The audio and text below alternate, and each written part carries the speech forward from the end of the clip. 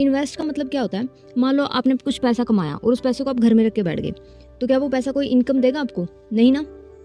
तो आप उस पैसे को बैंक में या कहीं और जमा करोगे ताकि उससे आपको ब्याज मिले, इंटरेस्ट जिसको हम बोलते हैं। तो ऐसे ही इन्वेस्ट वो चीज़ होती है कि हम अपना पैसा कहीं ऐसी जगह लगाएं जहां से हमें रिटर्न में कुछ मिले। मान लो आपने 20,000 लगाया तो आपको 22,000 वापस मिले, तो दैट इज कॉल्ड इन्वेस्ट। ठीक है, कि आपने अपने पैसे को इन्वेस्ट कर दिया। अब आपने बिजनेस में पैसा लगाया, इन्वेस्ट कैश, यानी कि पैसे को उसने इन्वेस्ट किया इनटू मींस होता है में, इन बिजनेस में उसने पैसे को इन्वेस्ट किया कितना, 20,000।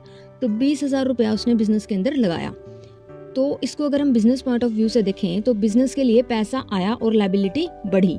कि उसने लायबिलिटी कैसे बढ़ी कि ओनर से उसने पैसा लिया है ना, तो उसने ओनर का पैसा एक दिन वापस करना है, तो इसलिए बिजनेस के लिए ये लायबिलिटी बढ़ गई।